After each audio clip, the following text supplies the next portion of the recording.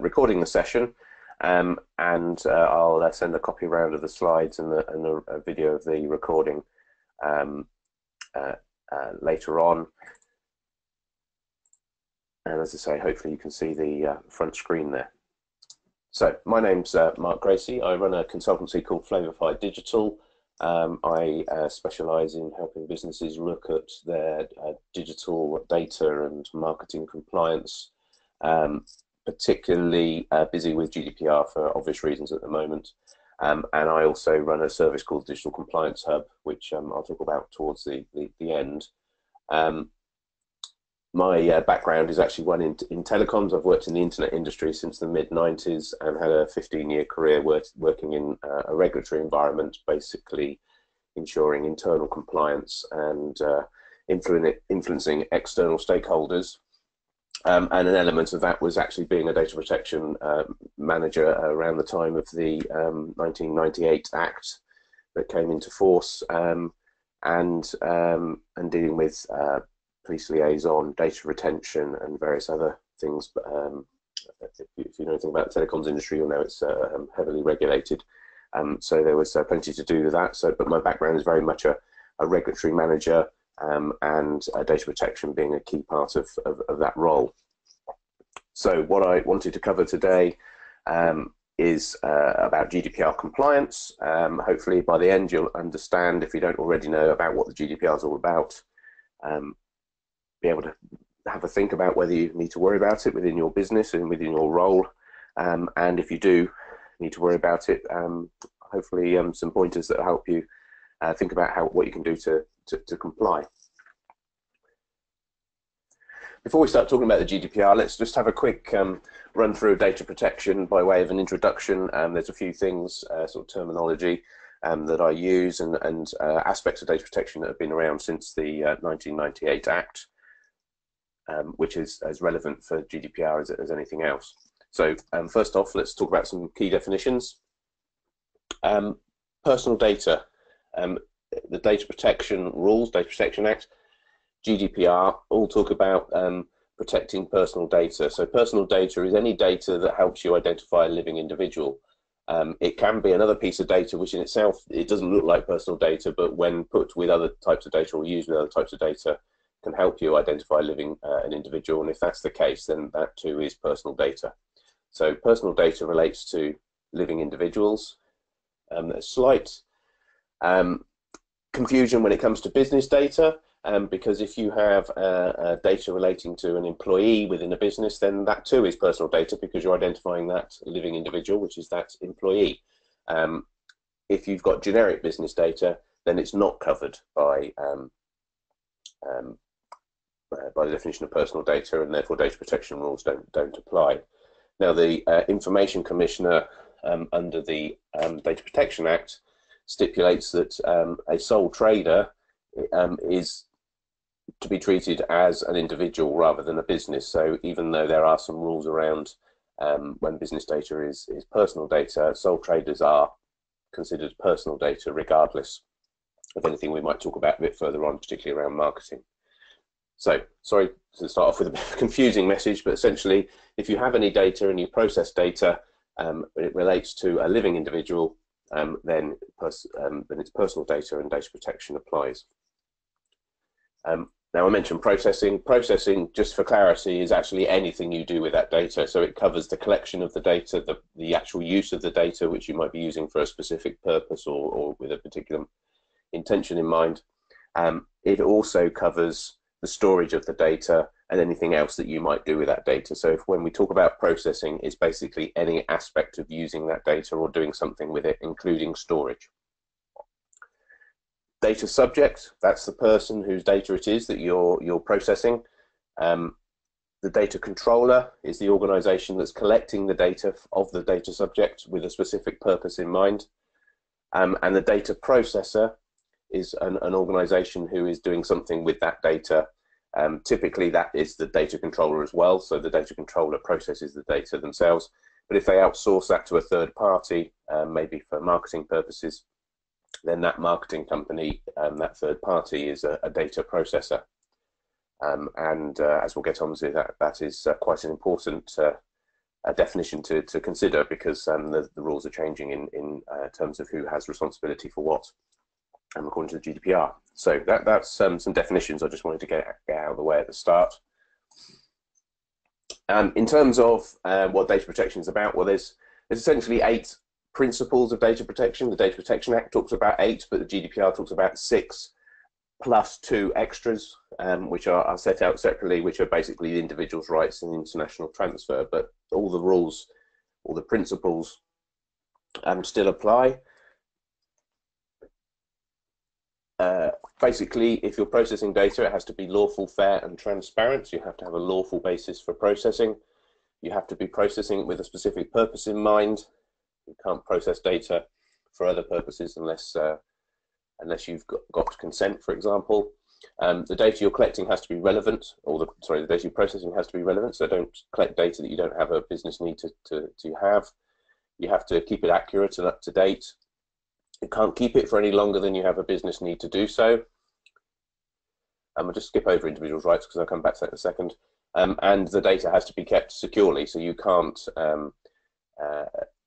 ignore the security of your data, which is an ever-increasing issue with online storage and people's access to data and hacking and various other cyber risks. So in a GDPR sense, those 6 principles exist, and then the other 2, individuals' rights and international transfer, they relate to other principles within the regulation, which essentially say individuals' rights are the rights that a data subject has around the use and processing of their data. It's the most commonly known one is a data subject access request, which is the ability for a data subject to say, what data do you hold on me, how do you process it, and can I have a copy of it? Even the rules around that are changing, but as you'll see when we talk about the GDPR, there's some specific new individuals' rights. So individuals' rights are principles in the sense that they set out what a data subject can expect when it comes to the processing of their data. And then international transfer, this is if you pass data outside the European Union, then it's considered an international transfer, and there's a set of rules that you must abide by with regards to how you manage that. You shouldn't pass data to an organisation that is outside the EU unless they are operating from a country that has adequate data protection, and that's defined by the Commission, or if you've got very strict contractual controls in place and you are able, as the data controller, to demonstrate that you carried out clear due diligence on their processing, and then making sure that the processor is going to manage the data and process the data in a European data protection compliant way, i.e. a GDPR compliant way. So there's quite a lot there to consider if you pass data outside of Europe for processing. So that's the principles of data protection. We've talked about the definition of different elements of data protection. Let's move on to the GDPR. Now, the General Data Protection Regulation is a European regulation. The key word there is regulation. It means it applies to the whole of Europe, so all member states have to apply the regulation, and it replaces their national laws where there's a conflict in any particular area. So in essence, the GDPR will be replacing UK's Data Protection Act 1998. It comes into force in 2018 on the 25th of May, 2 years after it was published in the official European journal, which declares the regulation as being adopted. And what that means is that it introduces a new consistent regulation and a set of rules for data protection compliance across the whole of Europe. The previous regulation that we had, Data Protection Act, was implemented through a directive from Europe, where directives have a set of aims and expectations about how law is managed, but it's not dictated, so member states can interpret it often in different ways, and that's been the problem with the data protection regime across Europe at the moment, is all the member states have implemented things in slightly different ways. So you have, for example, a very strict set of controls in Germany, and we've got a pretty strong data protection regime as well, where other member states have less less stricter controls, and maybe don't have an equivalent of our information commissioner, the regulator, operating in exactly the same kind of way. So one of the things that they wanted to achieve with the GDPR was a baseline across the whole of Europe, which is why they've implemented it as a regulation. Now, the key thing is, regardless of what anybody tells you, yes, it's a European regulation. Yes, we're leaving Europe, but we're not leaving Europe until at least a year after this law becomes a law across Europe. So therefore, it's relevant. So I don't think leaving Europe means we don't have to worry about it. Even leaving Europe, and I'll talk about Brexit a bit later on, even leaving Europe doesn't change anything with regards to the way that the regulation is implemented in the UK, because there's certain things that we need to consider in terms of the impact it has if we are outside of Europe, and we need to be able to demonstrate, as I mentioned earlier, adequate data protection regime in the UK. So don't believe anybody that might tell you that we don't need to worry about it because of Brexit. Also, don't believe anybody who says that there's a cooling off period, because we're in the cooling off period right now. The regulation was published in 2016 with 2 years of cooling off. So you really don't have any time and space to think about how you're going to implement the regulation until, because it will come into play on the 25th of May 2018. So it's worth paying attention right now, not least because we're only sort of like 7 months away from that deadline. Now, in terms of what's changing, this fan diagram, which hopefully you can see, is indicating the 10 main changes across, and I'll quickly whip through all of those. Consent is probably a key one, which we're going to talk about and focus on because of the marketing ramifications, but I'll just quickly run through all of those. So scope-wise, as I mentioned, European regulation applies to all member states. Probably the big scope change is that data processors, so the people who process the data who aren't controllers, they have responsibilities now, not only to in terms of regulation that applies to them, but also their relationship with data controllers, and there's a strict regime in place with regards to how processors interact with controllers. So if you're a third party that processes data on behalf of other people, other businesses, then you now have obligations which you wouldn't have had before. The key sort of area in that business areas impacted by that are obviously marketing companies who market using data that their clients have provided to them, and also people who provide software in the cloud or runs cloud-based services. They are a processor because they're providing a service to their clients to process data using a platform typically hosted in the cloud. So they're finding that if you're in that kind of business, you're probably finding that your clients are starting to ask you questions about your GDPR compliance and how you help them to be compliant. So data processors is a big change. Definition-wise, not much has changed. The GDPR makes it clear that online identifiers are definitely personal data, and therefore things like IP addresses, online handles, things like that, where they can be used to identify an individual, would be considered personal data. If you provide services or online services, this is specifically aimed at children, then there's a new set of rules about how you collect consent from a child. A child has to be properly informed, so your consent messaging has to be clear and make sure that they understand what they're consenting to. But if they are a child, then you have to also get parental or guardian consent to back that up.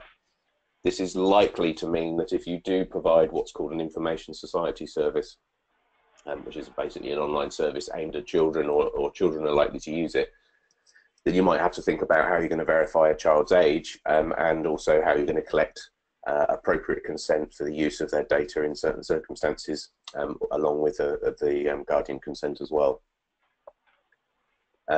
It's worth noting that the regulation talks about a child being anyone under the age of 16, but does allow member states to opt for a lower age as long as it doesn't drop below 13. And it looks as though, although it's being debated in Parliament, that this isn't appropriate, but it looks as though the UK at the moment are thinking that it should be 13 for a child in the UK. So if you're running a service aimed at children, you need to think about what that means. Consent-wise, I'll come back to consent, and I won't focus it on here because that is relevant, very relevant to the main focus of this talk about marketing. Individuals' rights, I talked about those, famous for data subject access requests, for example. Big change with data subject access requests. You can no longer charge £10 plus VAT, which was sort of the admin charge for a subject access request, and you've also got 10 less days to do it in. Before it was 40 days and £10 plus VAT. Now you can't charge, and you've got to respond within 30 days. But there's two new individuals' rights. There's a right for the individual to right to be forgotten, essentially, a right to erasure, so they can ask you to delete their data because they don't believe that you need to have it anymore, or if it's been collected erroneously and not being processed lawfully, they can request their data is deleted. This isn't an excuse for a customer to tell you to delete their billing information so that they can't be billed. That isn't what this is about. This is about data that you no longer need or have a legal reason to keep. And there's a new right about data portability, and what that means is if a data subject has provided you data for the purposes of delivering a service, they have a right, if you have that in a particular format, to have that exported and made portable so that they can import it into another system. This is going to be particularly relevant for businesses who are consumer focused, have portals and other interactions with their customers, where their customers want to be able to move from, say, their provider to another provider, or even just to have access to the data. At the base level, we're looking at CSV format for the portability, but the GDPR alludes to, and the Information Commissioner has hinted that maybe standards will be built up between platforms that would enable maybe a bit more functionality in terms of the portability. But that's a new individual's rights. Now, accountability, that's really what the GDPR is all about. It's the GDPR's approach is really to empower businesses to act responsibly and be accountable for what it is that they're doing with data. So there's an individual right to be informed, for example. I didn't mention that in the rights section, but there's also it's down to the data controller to be able to demonstrate that they've acted lawfully and that they are acting responsibly. So in some circumstances, that means that there are requirements to record your processing activities and how you process data. Data processors, for example, have a responsibility to be able to demonstrate to a regulator like the Information Commissioner that they are processing data lawfully and how that processing works. So under some circumstances, you might have a requirement to actually document your processing activities. Now, the by design item there is all about data protection by design and default, and the use of data protection impact assessments. Now, these aren't new principles under data protection in the UK. The Information Commissioner has been pushing this as best practice for quite some time. The concept is that if you're developing a new product and service, you should by default and by design make sure that the privacy and the data protection of the users is considered at the design phase and before a product's launch, rather than as a sort of second thought later. And you can use an impact assessment as a set of tools to ascertain how you ensure that privacy and data protection. So particularly if you're introducing new services and products, you might need to think about data protection impact assessments, maybe having a data protection manager working as part of a project team for the delivery to ensure that privacy and data protection is considered at the beginning through the design phase as much as the delivery and use. Now, data protection officers, these are the official people or person within your organization who is duty bound to take responsibility for data protection compliance. The regulation refers to data protection officers for certain types of businesses. If you are of a particularly large size, so 250 plus employees, or if your core activities involve processing large amounts of data for the purposes of sort of systematic, I think it uses the term systematic monitoring of data subjects, then you'll need a data protection officer.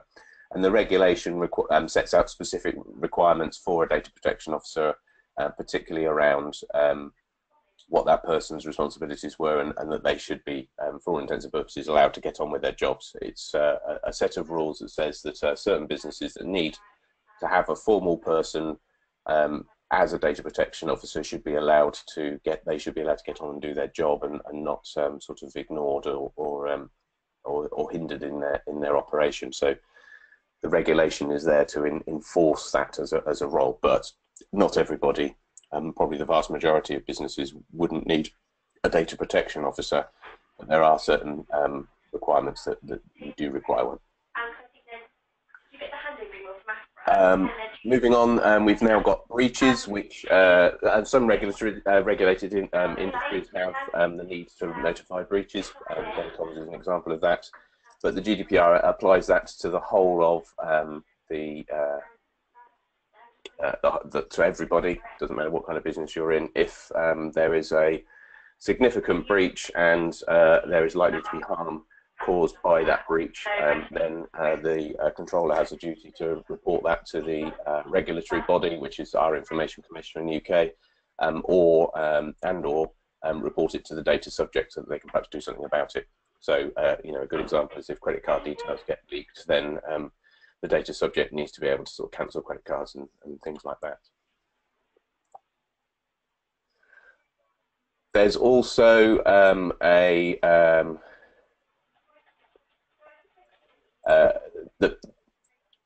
there's also a thing about fines, which is typically the thing that most people lead with. So the regulation provides lots of different remedies.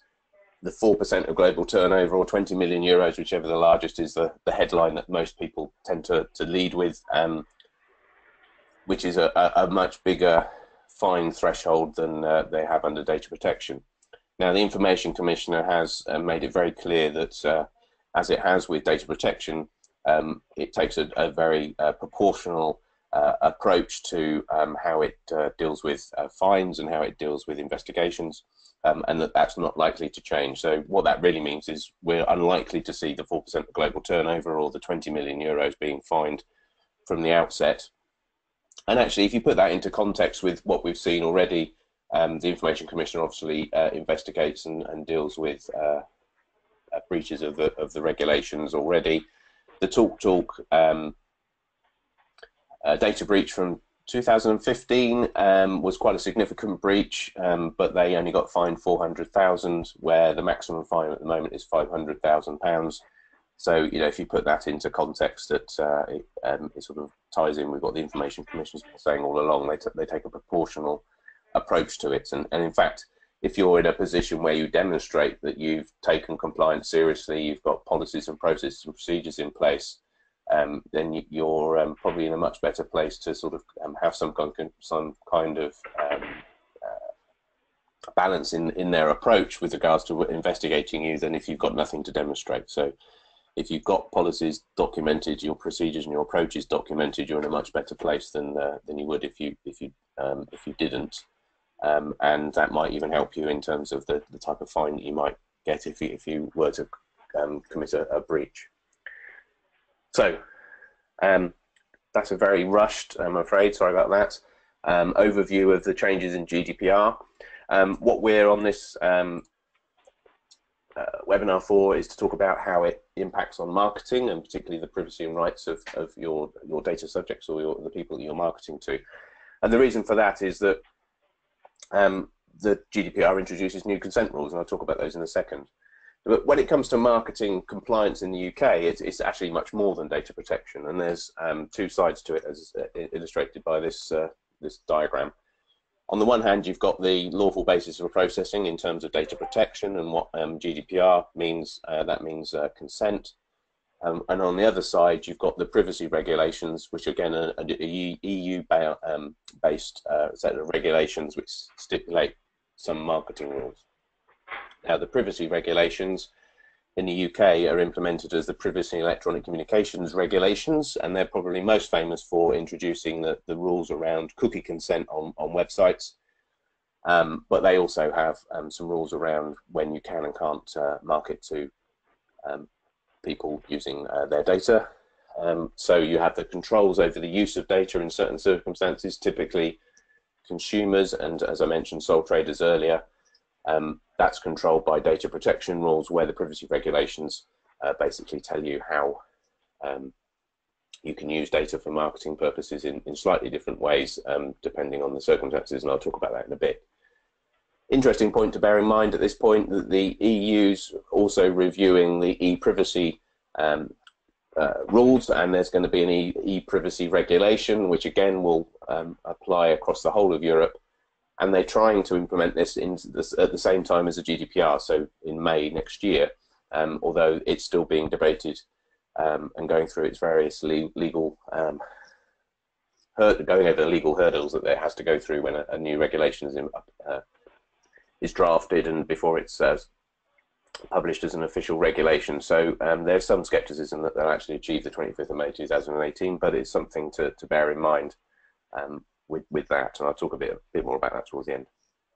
So when we talk about marketing compliance, you need to think not only about data protection and GDPR, but you also need to think about the privacy rules and what they mean. Now, when it comes to GDPR, there's essentially 4 challenges that any marketing person is going to face: consent, access to data that's come from a third party, use of your data that you've been collecting for years and what that might mean, and then ongoing compliance and making sure that you're maintaining your compliance going forward. And I'm just going to go through each of one of those in turn. So consent. Now, consent is defined in the GDPR. I'll read this out because it's a nice, easy to understand English sentence.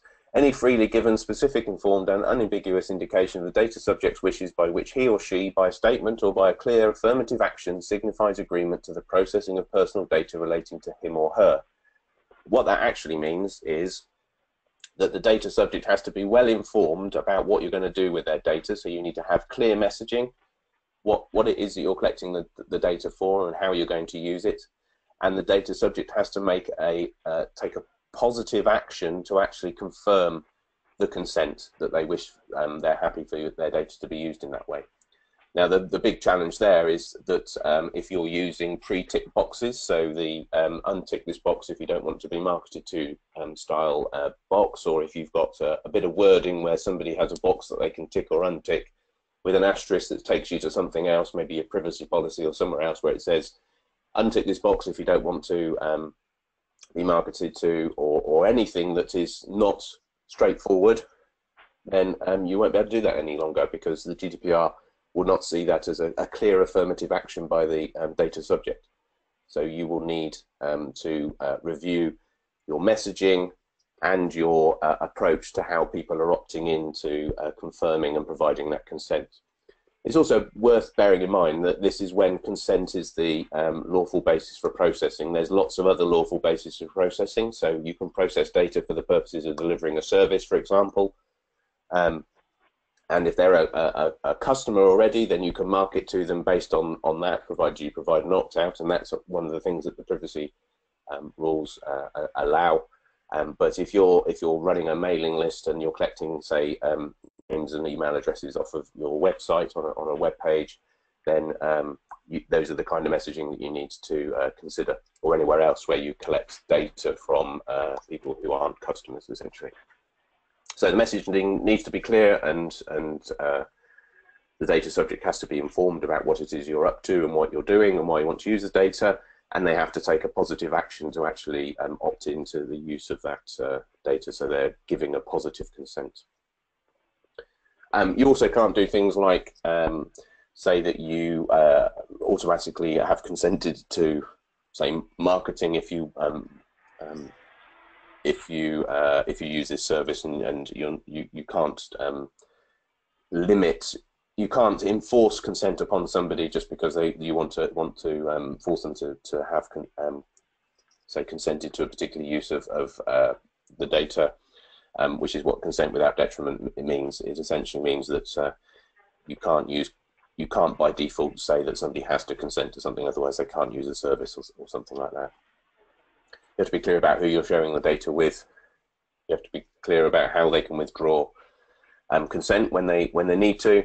In fact, there's an individual right, I mentioned it earlier, a right to be informed, and that basically means in privacy policies on websites and at the point you're collecting data, you need to be very clear about numerous things, ranging from who you are, why you're collecting the data, what you're going to use it for, how somebody can complain, and so on. And you also have to be able to demonstrate that consent was given, so that means you need to have some kind of mechanism for recording the consent, so that if somebody does question it, you're able to say, actually, no, this person consented because they signed up to my MailChimp mailing list on this particular date. Obviously, things like MailChimp might take care of that for you, but if you maybe collecting data at an event or something like that, then you need to be able to record when that consent was.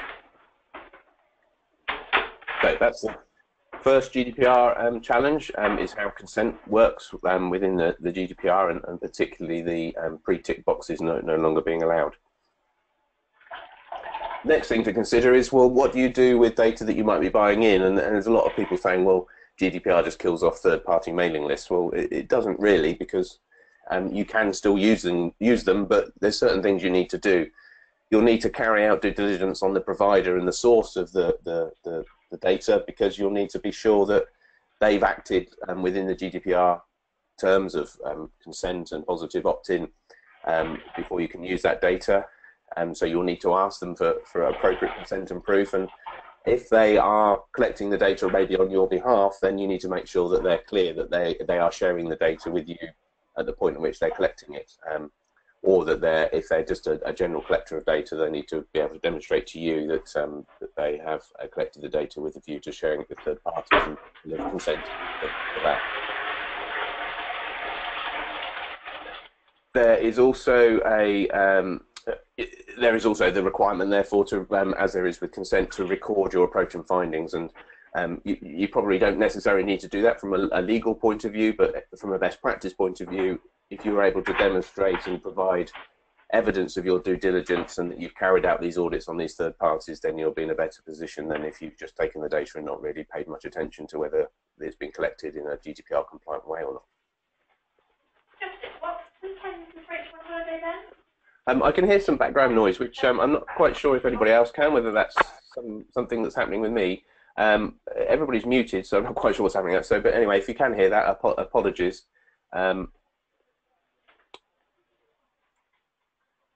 Right, okay, so legacy data. Moving on to the data that you've already collected. Basically, the Information Commissioner and the EU say that if you've collected your data already in a GDPR compliant way, then there's no reason to be too worried. Of course, the question is, well, if you have been added people by having pre-tick boxes and maybe collected information and it's not been in a transparent and an informative way as the GDPR requires, you're going to have to consider what you do with your existing data, or what I call it, your legacy data. So the first question is, does that data meet the new requirements, particularly around consent? And if it doesn't, then you're going to have to refresh your consent and consider what to do with your mailing list. And you, as a marketing person, or your marketing people might see that as actually an opportunity to re-evaluate the data that you've got and maybe sort of prune it a little, so that you can think about whether you only market to people who are engaging with you. So, you might want to go through a process of saying, well, actually, we can identify that this subset of the data, these people always engage, they open their mails, or they respond and things like that, and therefore you put them to one side and focus on refreshing consent with them against the people who very rarely engage with you, or that you're unable to necessarily verify that they have been you've collected the data lawfully according to GDPR rules. So there's a bit of a piece of work that you're going to have to do. You're going to have to look at what data you've got right now. Was it GDPR compliant? Was it collected in a GDPR compliant way? If it wasn't, you've got to consider how you do that, how you verify that consent. Use it as an opportunity to refresh your data and refresh your marketing data. And in fact, in some consent guidance that's in draft at the moment from the Information Commissioner, they say you should be refreshing your consent on a regular basis anyway, where they define regular as probably around 2 years. So you'll need to have a process in place to refresh consent going forward. And again, it's not a bad thing. It's certainly worthwhile because of the consent rules to record where your consent has been given, but at least record and write and document your approach and findings so that you've got some clear evidence that you've actually thought about this rather than just carried on. And the other thing that's worth bearing in mind is, and this will vary depending on what you do with this data, whether it's data that you've got stored or you've never really used, and so on, is that it's not necessarily lawful to email everyone and say, can we carry on marketing to you because we need to refresh your consent. That might not be a lawful way because that is seen as marketing in itself. And so if you're running a marketing list and people are receiving marketing information from you and they've had plenty of opportunities to opt out, then that's probably a sensible approach. But if it's going to be a surprise for them to receive that kind of data, that kind of engagement, then you probably can't do it via email. You have to use something like snail mail to post to seek that consent. And you can't use terms like, we will need to refresh your consent, we'll assume if you don't tell us otherwise that it's okay to carry on marketing to you, because that isn't a positive opt-in by the data subject. So you're going to have to put in place a mechanism to actually record that consent afresh rather than making assumptions. Just to put it into context, Honda got caught out earlier this year. They got fined 70k, I think it was. They had a load of email addresses. I think from memory it was businesses, people who had given their email address so they could have a brochure of the latest car emailed to them. Honda emailed all those people and said, we'd like to seek consent for you to carry on, to add you to our mailing list. And people complained and they got fined 70k because the act of asking for consent was in itself marketing, and therefore they were found to be in breach of the marketing law. So it's worth bearing that in mind. And finally, even when you've got to the point of having the right GDPR compliant statements in place, seeking consent in a GDPR compliant way, you've reviewed your data, be it third-party data or the data that you've been collecting for years, you've still got to manage your compliance going forward. And data protection isn't a box-ticking exercise, so it's not a one job that you do and then you don't have to worry about it until the next regulation comes along. It's something you need to keep an eye on all of the time.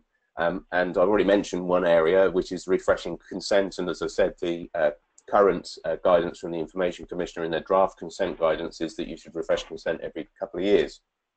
You need to make sure that your mechanisms for withdrawing consent are adequate and that you act upon those mechanisms, that your staff understand that when they get contacted and asked to be removed from a mailing list, they do something about it rather than not really know what it is they're supposed to do because it was written on in a letter or received in an email, not to the data protection manager or the marketing team, for example. And if you document your approach, as I've said this a number of times, if you document your approach and keep that up to date, be it your policies and your procedures with how you use marketing data, then you're in a much better place should something happen that you get investigated or the Information Commissioner contacts you. You can say, well, our policy is we do this, and you might get that wrong, and they might take that as an indication that you've shown you made some decisions and acted in good faith, and that might help you not get fined or get into trouble. And they might put in place things that you need to do to take it forward, but it might save you the embarrassment of being fined or being caught out. And you need to make sure everybody that's relevant has an understanding about data protection and how it applies to their roles. So if we're talking about marketing team, people need to understand exactly how the GDPR applies to them, why it's important, what can happen from as much from a legal remedy point of view, but also a business point of view if they blatantly breach the approach and your policies. So plenty to be doing in an ongoing way once you've got yourself to that piece of compliance with your existing data, your new data you're collecting, and so on. Now, just for anybody who's in the B2B environment, I mentioned at the start when we were talking about personal data that there's this confusion about business data and when business data is personal data. Well, essentially, actually, if you remember a few slides back when I talked about an element of it being data protection and an element being about privacy regulations and the marketing rules, this is where it's important to understand where things sit with business data. So if you're marketing to consumers, you've got to worry about the consent rules. If you're marketing to sole traders or in very small partnerships, so these aren't limited liability partnerships, so these are individuals essentially, or a small number of individuals in an informal partnership, then you need to consider them as consumers, and therefore all their data is treated as personal data and all the GDPR rules apply. I'm talking about from a marketing perspective here. If you're collecting data that relates to an individual within a business, then that data is treated as personal data, but under the privacy rules, when it comes to marketing, as long as the marketing is relevant to their role within the business and you provide an opt-out, you can market without the need for consent. And then if you have generic business data, GDPR doesn't apply because it's not personal data, and the privacy rules say that you can basically market whatever you like, and provided you provide an opt-out. So what that means in essence is that if you have Fred blogs in an accounts team and you're marketing to them, it's got to be relevant to their role in the accounts team. If you're marketing to just the accounts at mailing list, email address, for example, then you can market anything you like, but in both scenarios you have to provide an opt-out. If you're dealing with sole traders, or there's a chance you've got sole traders or consumers on your marketing lists, then consent rules apply to their data, and you're going to have to think about how you manage that if there's a mixture of business and consumer data in your databases. So as I say, that's because of the mix between where the GDPR is relevant, particularly around consent, and where things sit with the privacy regulations.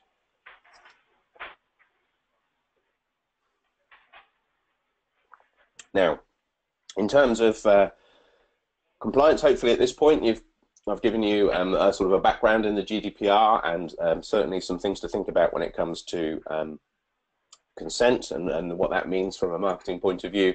So what can you do if this does impact you, and where do you need to start thinking about it? Well, I believe there's essentially 5 stages, the last one being very iterative, that you need to get yourself involved in terms of preparing for GDPR. So this sort of applies from a business point of view as much as maybe your team, or if you're in a marketing team, how your marketing team might look at it. But basically, first step, understand the GDPR and what it means. If necessary, get the buy-in from your senior managers and make sure that they are fully bought into the fact that you're going to have to invest some time and probably company money in delivering a compliance program. And if you're looking at this from a sort of top-down business perspective, then you might be looking at how do you get people across the business involved, form a working group. So, you know, in a corporate scenario, we'd be saying, well, you need somebody from the sales team, somebody from marketing, somebody from the support or customer services team, somebody from deals with IT, and so on. And so you essentially need a working group of people who all take responsibilities in their areas for data protection compliance. Obviously, it doesn't work for all businesses, and it might not work even in some situations, but it depends on how it's working within your business. But those are the kind of things that you need to sort of start to think about. And then you can start the sort of the main element of the audit, which is looking at recording what data you have across your business, what systems you use, where that data is stored or processed, and what policies and documentation you have in place that will relate to data protection. So it gives you a picture and understanding of data flow across your business and what people and what systems are involved. And those systems can be anything from your Excel spreadsheet to your mailing list in MailChimp to your Salesforce CRM, or any other system you might have bespoke within your business. You then move to the third step, which is to take up those 3 things, your data, your systems and policies, and look at how that is impacted by the changes that the GDPR introduces.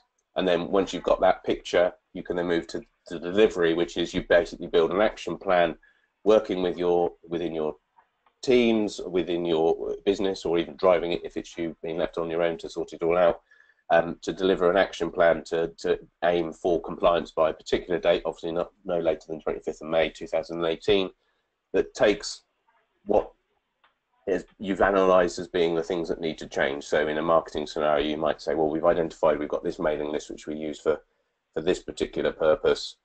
Is it GDPR compliant? If it's not, what do we need to do to fix it? Also, you should be delivering training to relevant employees.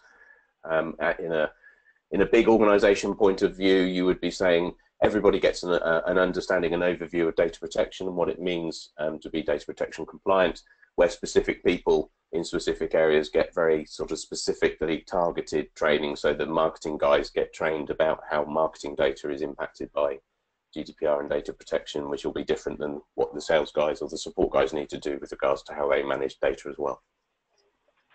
And then the final stage, this is the iterative one. This is about managing ongoing compliance. So just as I mentioned it with regards to your marketing compliance, it's about a repetition of ensuring ongoing compliance, which is very cyclical because, just moving on to the next slide, managing compliance is about understanding the rights of the individuals, the data subjects, and so that might be dealing with data subject head requests, data portability, the right to be forgotten, and all the other rights. It's about securing your data and making sure that your processes are secure, training your staff, keeping your policies up to date, reviewing how your business is dealing with data and making sure new staff get trained and so on.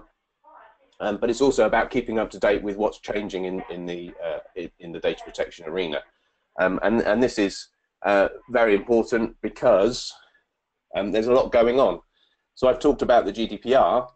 You may have noticed that the government is currently debating a data protection bill, which is likely to be the Data Protection Act of 2018, which will replace the Data Protection Act of 1998. On the face of it, it's essentially saying the GDPR becomes UK law, and they're doing it so that when we leave Europe, it will be applicable, that GDPR still applies even though we're not part of Europe any longer.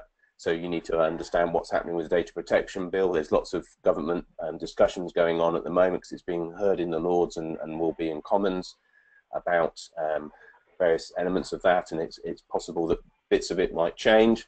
It's not particularly an easy read, but there's a good summary on the Information Commissioner's website about what the data protection bill covers. I mentioned the e-privacy regulations, another set of EU regulations which are likely to change. At the moment, from a marketing point of view, it doesn't look like anything much is going to change. There was a copy that was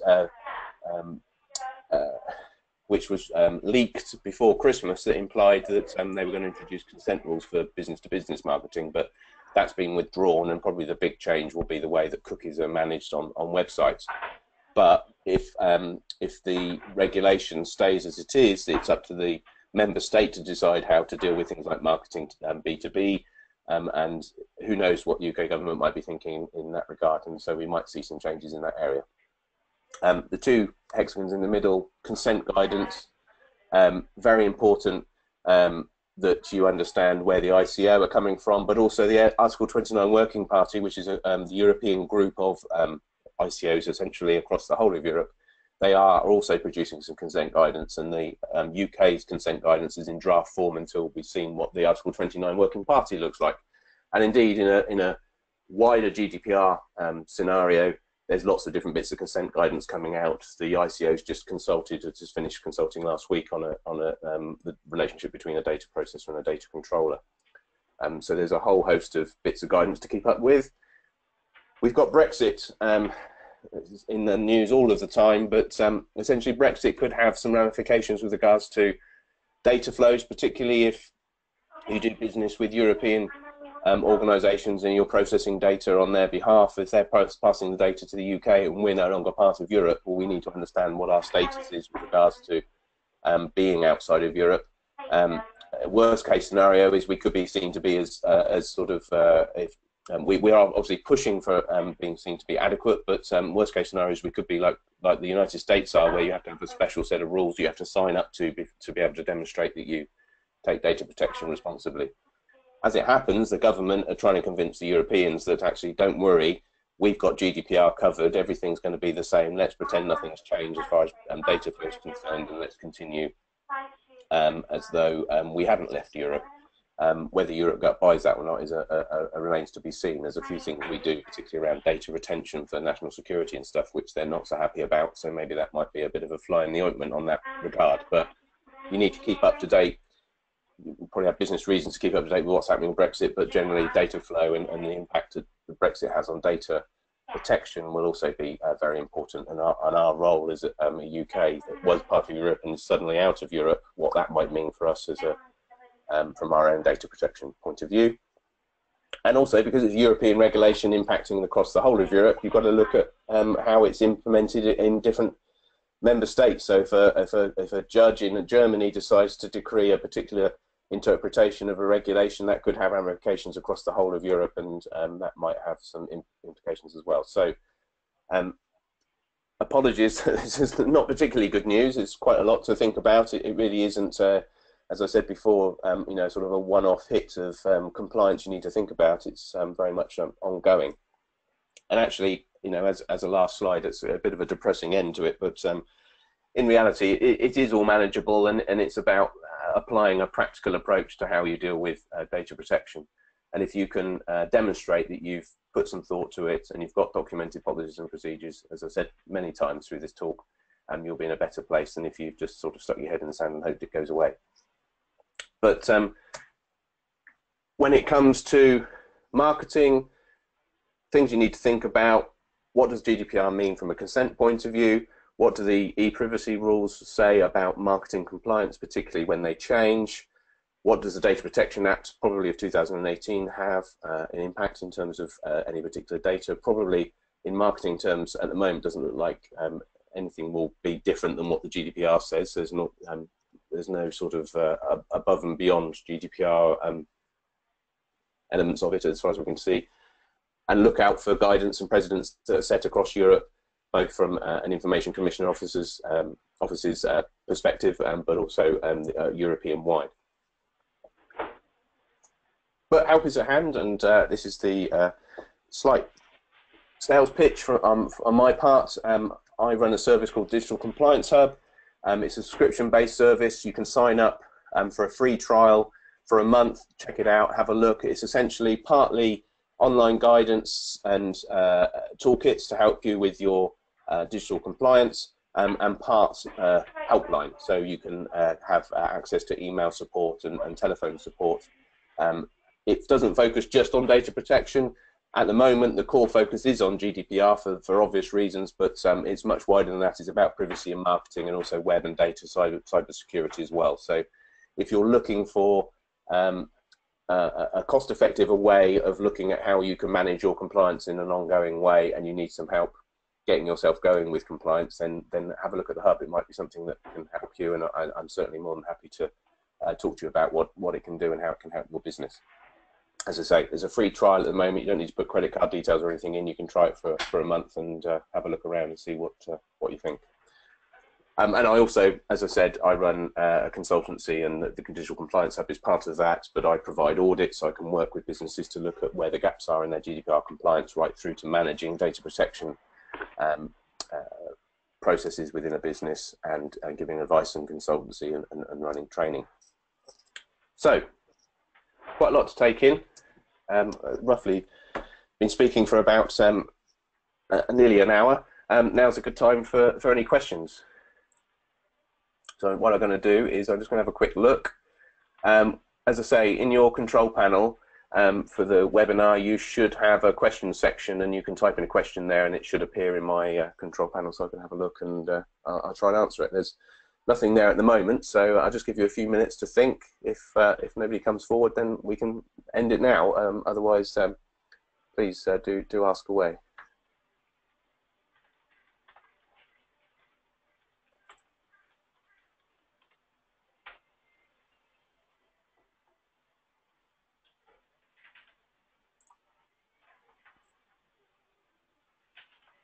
Okay, so I've got a question. Thank you, Justin. If you have a database of approximately 10,000 users, what percentage would you expect to opt back in once approached? Well, I'm afraid I don't have an answer to that question.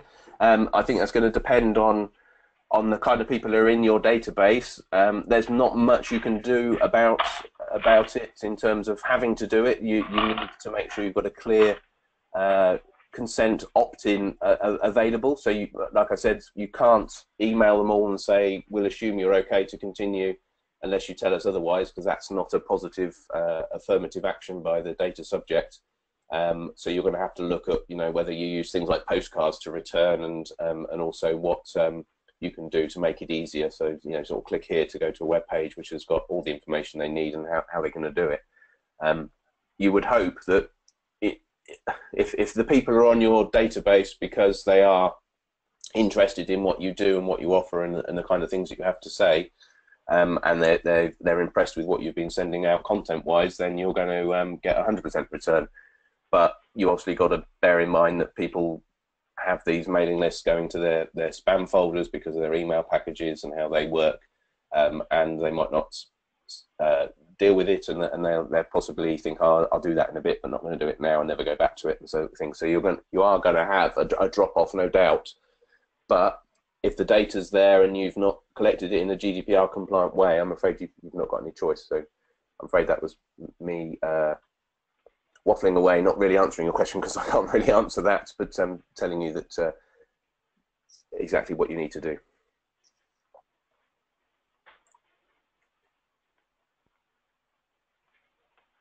Okay, any more questions? Anybody else got anything they'd like to ask? Now's a time to do so. Otherwise, we'll end the call and leave it at that. Obviously, if you thought, oh damn, I wish I'd asked on the call, then you know, by all means, ping me an email in reply to the one I send around a bit later, which will be a copy of the recording of the webinar, and also a copy of the slides, so you can have a look through those.